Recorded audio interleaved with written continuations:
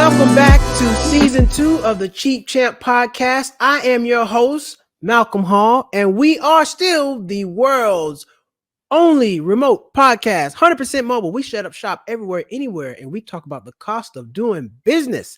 Thank you all for tuning in and coming back. We got a whole packed season for you, new guests, new experiences, and they're going to tell us how much they spending. But today's guest is an owner of a sock business. Would you care to introduce yourself? Hello, my name is Kai. I'm the owner of Sassy Socks. Sassy Socks. Okay. Now, what makes your socks so sassy? Because I like socks. Now, I've seen all kind of socks.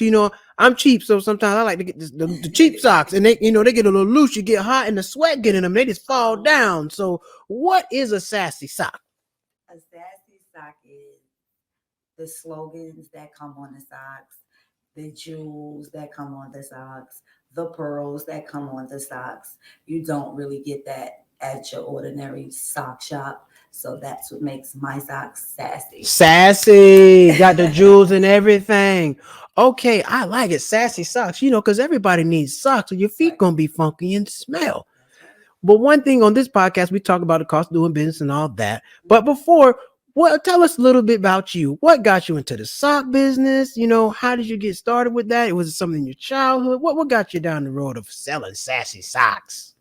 Well, my Instagram name is Qualified Sassy. That's my personal page. So what made me start selling socks actually was the pandemic. Mm-hmm. Um, and I didn't want to do what everyone else was doing. I wanted to do something that was unique, different. So I spoke to friends, I talked to them, and I just was like, how's the idea of selling socks? And everybody thought it was dope. And I was in Atlanta actually when I bought inventory for a friend's birthday. I wasn't even home in New York. And when I got back, the inventory was there. I was supposed to launch in September, but my friends said, no, do a soft launch. Which September 2020, Yes, 2021? 2020. 2020. Okay, Yes, got so started in I've the been in business pandemic. for a year. Nice. So I started actually August 13th. It was supposed to be a soft launch, but it turned into a big launch. So as of August 13th, 2020, I haven't not sold socks. So you've been selling socks since the very beginning. Yes. Man, I wish my business did that. My business is barely make it. I sell something every other month. So that means that you really got the sales thing down. Now, would you say attribute it to your marketing? Like, do you, I say you use Instagram, Sassy Yes. Socks on Instagram. Real quick, everybody, go check out Sassy Socks on Instagram. Right down on the ticker. Check out Sassy Socks and go check out the page and check out some of the socks. But as far as your marketing goes, Mhm. what do you do to get those sales? Because there's a lot of competition out there. That's why my business is called Sassy Socks because I don't have socks that people have. Mm. The socks have a whole bunch of different slogans. Some have jewels, some have the pearls, some are cozy. I have lace booties for women. I have things for kids. So my marketing, I try to work around everyone, women, men, and kids. And as much as I post and as much as they see them, they're interested and they buy it. Nice. Okay. So you just post and anybody, because a lot of people have target markets. Yes. Some people can only sell to, some people don't sell to adults and kids. They sell to Right. adults or they sell to women. So you pretty much sell to everybody. Right. That's why it's Sassy Socks. So you're not just gonna come and it's just stuff for women because you might come and need something for your men or your kids. Right. So I try to have everything for everybody. Your grandmother, your grandfather. Okay. So anybody can wear your socks. Now, do you make these socks yourself? Are you outsourcing them or, So in the summertime, I do make socks. Okay. But I don't do the slogans. I do more of brooches on socks to make the sock pop. You mean the brooch like grandma used to wear at the Yes. job? So had a little brooch, little pendant right here. Yes. Okay. So you know that everything is coming back. So some of the socks that I did this summer had scissors and a comb for the barbers and the beauticians. Mm. I had safety pins in some of them for the fashionistas. I also had different chains, and they came in black. That way the brooch can pop. So you got to wear shorts for these socks to be Yeah, so seen. So that's these why are these are seasonal. okay. So these are seasonal socks. Yes. Okay. So right now at this current time, it is cold. Yeah. So what kind of socks do you have for the winter? Because a lot of people cover up their socks with their pants in the wintertime. Correct. So how does that work? Does the sales slow down or? The sales slowed down around the holidays, but any other time before that, the socks were going great. Um, the slogans on the socks are very, very like just different and out of this world. What are So, some of the slogans? Give us three of your popular slogans. Some of the slogans that sell the most. your life is a joke. Your life is a joke. I have socks that say, "Oh my God." I also have socks that say like "pow" and "wow," so people like the comic look of it. Oh, the pow, you need Right. fighting and stuff like that. You had a Yes. cow and then boom, like Batman. Batman Yes. in the 70s used to be had the kung pao. Correct. I like Those kung are pao yellow chicken. It's good. and red. Oh, okay. So you got the kung pao socks. You got the your life is a joke. That's funny. Yes. That's funny. Do you have the furry socks? Because I know a lot of people like those furry socks. No, actually, a lot of people don't ask for those. They don't last for No. those. And they don't even care if it's like a slogan and they wear jeans because a lot of people love socks. So some people have fetishes for socks. So they wouldn't even care if you could see the slogan or not, as long as they know the slogan is there. Now, when you got started, you say you went down and got uh, your first inventory of socks in Atlanta. What was that like? Was it hard to try to figure out? Because I know a lot of times the business owner inventory is rough. You don't know how much you need. You want to buy too much. Don't want to buy too little. So how was it starting managing your inventory at the beginning and managing inventory now? Managing inventory in the beginning to me was a breeze because I knew what I was looking for. I didn't go in blindsided. I knew that if I liked it, they would like it. So I just ordered inventory, and when I got home, I made it work. Now with the inventory, you also got shipping. Right. How's your shipping? Do you ship everything, or you have a shipping company? So, being that the socks are $10, I ship for free. Oh, free shipping. Yes. Free shipping. That's Because rare. they think some people rather think that $10 is a lot for socks. So what I do is just ship it for free. And each a pair of socks is $10. Yes. Okay. And when you're getting your sock inventory together, how do you know what to keep track? How do you keep track of what's selling and what's not? I mean, do you just some people, I don't know, you have a piece of paper, you have some software. Because I sell t-shirts, for example, and I know inventory is hard for me sometimes because I have different colors, different stuff, and I sell out. If I don't keep track, I won't know. Right. Because I got, I'm not sure if socks come in different sizes, but t-shirts, you got small, medium, large. And then, you got different colors. So sometimes it's hard for me to keep track of the inventory. So what are some things you do in keeping track of inventory? Because I've sold out of stuff, been asked for stuff, didn't have it, and then I have too much of some stuff and I can't sell it. Yes. So inventory has always been hard for me. So with inventory, I don't write stuff down. I know what goes and what don't memory wise. I look at my orders. I know what to get again and what not to get again. And with socks, it's no size really. So it's not really much of keeping track because I don't order a whole bunch of one pair of socks. I wouldn't order 15 of them. My minimum would be 8. So each sock that I thought was hot or had great sales, I will order 10 of those. Then the ones that didn't do so great, I will order 6. Okay. So that's how I keep up my inventory. And with Sassy Socks, do you plan to take it to grow into a bigger business and hire employees at some point, or is it just something you just want to keep it, where you're at?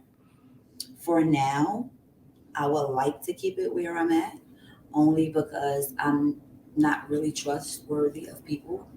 I don't know who to trust to help me run a business. So I can't just say yes at this moment, but maybe in the future, I would love employees because I definitely want Sassy Socks to be bigger. I want to do pop up shops at the States. Pop-up shops. You mentioned I mentioned you said you do pop-up shops. Yes. How do pop-up shops, how do they help? Or because I've done a pop-up shop, now everything was provided for me, but one thing I know now is like sometimes they'll charge you for a space and you got to bring your own stuff like a table and have all that stuff set up. Right. Compared to everybody else, I look like I just started yesterday because they had the banners, they had all, it was, the aesthetics were very nice. Okay. I didn't have as many aesthetics. Right. So I noticed that people are gravitating to people with the tablecloths and all that good stuff. So, when you go to a pop-up shop, you got to have your stuff together. I did not. So how's the experiences with pop-up shops been for you? So I went to pop up shops before. So me starting my business, I knew what to do, if that makes sense. I knew I needed a banner. I knew I needed a tablecloth. I knew I needed some sock stands. I knew I needed business cards. I knew I needed a business holder. It was things that I knew already from visiting pop up shops, especially with my godbrother. So that part was easy to me. I made my own logo. I got it together. After a while, which in 2021, I just revamped the logo. But yeah, pop up shops are definitely the wave. The network part is great, but people have to remember pop up shops are like going to the casino. It's a gamble. You don't know if you're going to win or if you're going to lose. But the good part about it, again, is the networking. The networking is out of this world because you get to meet different people. The music be great. And you gain new followers and new customers. So why not? It's not always about the money. Right. You got exactly. It's sometimes about networking Right. because that person you meet might turn into, hey, I need to order 50 socks in 6 months. Mm-hmm. So sometimes it's not all, and I've learned the same thing. It's not always about the immediate sale. Right. Sometimes it comes later. Relationships. Yes. You gotta have the number one thing that you need to sell is a relationship. Because if you don't have a relationship, who are you selling to? Yes. Nobody. And a positive attitude. And a positive customer service. Customer service is very important. I'm big on customer service. I feel like customer service has gone downhill since the pandemic. They have less people, and I get everybody stressed, but there's still a standard for customer service. There's always been a standard. In the restaurant, just ask me how I'm doing. You okay? Come check on me. But now I feel like since they're raising minimum wage, they're hiring less people. So they're not, customer service is really declining.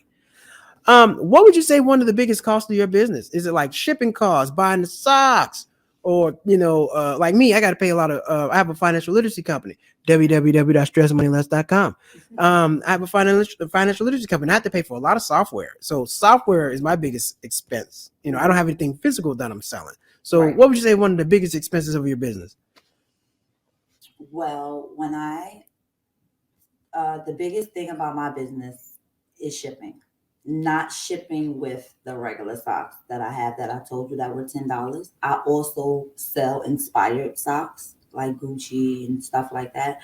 So the vendors that I use from there, their shipping is out of this world. The package can be $200, and by the time I'm finished, it's $326. So yeah, are you shipping? Because I know shipping, it gets funny because of the weights. Mm-hmm. So once you get over a certain weight, shipping cost changes. I was trying to ship flat rate, but I realized once flat rate is only for a certain weight. Once you get over the weight, flat rate doesn't apply. Now you got to pay the weight. Yes. So I realized that cost shipping 2 shirts is cheaper than 1 shirt. Shipping an a triple X shirt, because I had a lot of customers in Florida like 3X, 4X. Those shirts are heavy. Mm-hmm. That's the same price as 1 shirt. Plus, I had to pay more money because it's a 3X. Mm-hmm. So I'm like, damn, I'm losing money. Mm-hmm. So, you have to either raise your prices or figure out how to pass. You got to do something, but you can't lose it. I'm not in business with UPS. I'm not in business with USPS. Yes. So really getting a handle on those shipping costs is hard. How did you get a handle on your shipping costs? I still don't got a handle on my shipping costs. Hey, nothing wrong with honesty. Neither do I. shipping. Especially dealing with those vendors because they're like overseas vendors. So that is like I don't have a handle on it. Yeah, I'm not gonna lie to the people. It's nothing because as business owners and entrepreneurs, shipping is huge. Yes. Shipping, if you're not paying shipping, you're probably paying storage. Yes. Or shipping and storage.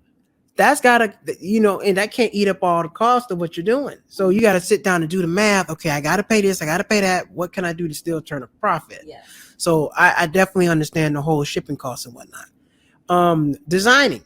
Do you design the shirt? You said you designed the socks yourself? Yes, only seasonal. Only seasonal. Because those they give you more of a pop in the summer. With the pros, you could be fancy. I don't do those kind of socks for men though. It will be more for kids than women.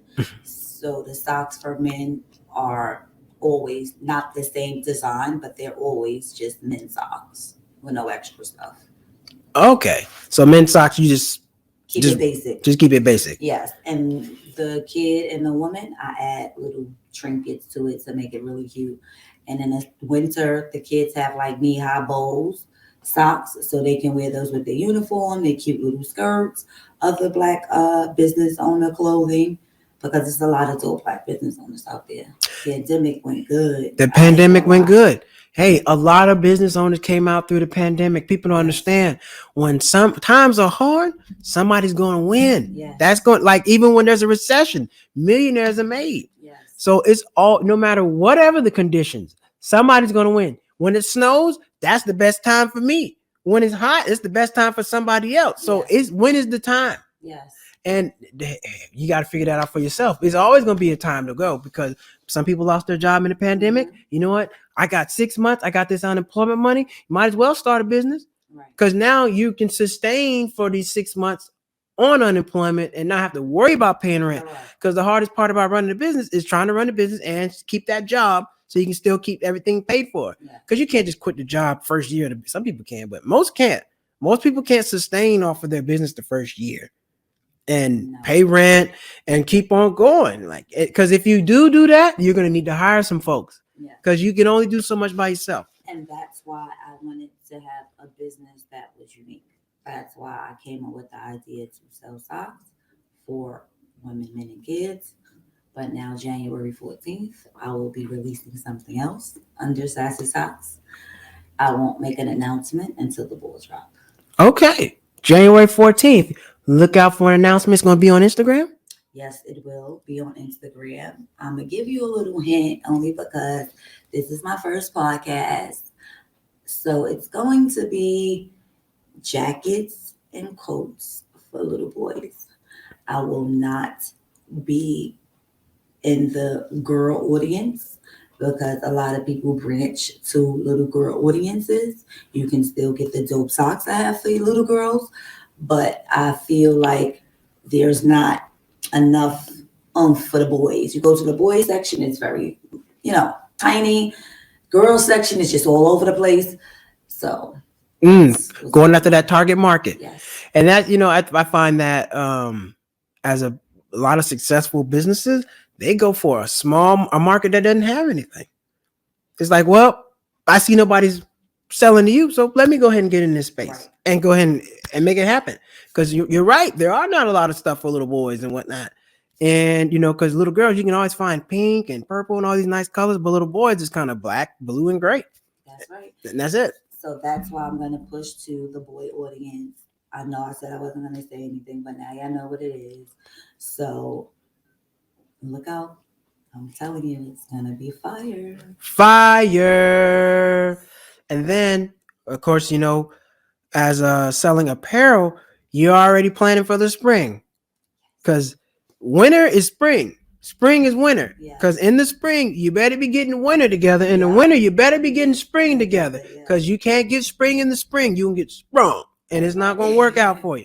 So I learned that the hard way. I tried to sell hoodies one year. You got to get them hoodies in the summertime. Yes. Hoodies, because the prices go up. Yes. The prices go up and everybody else in the competition is there. Mm-hmm. Everybody's selling them. Mm-hmm. So it's like, I got to get this stuff early. Otherwise, I'm always going to be behind trying to figure this out and try to sell. So It's selling apparel. It's tough. I commend you, and I definitely respect what you're doing in your business, selling socks, sassy socks at that, because apparel is hard. The shipping, really mastering shipping.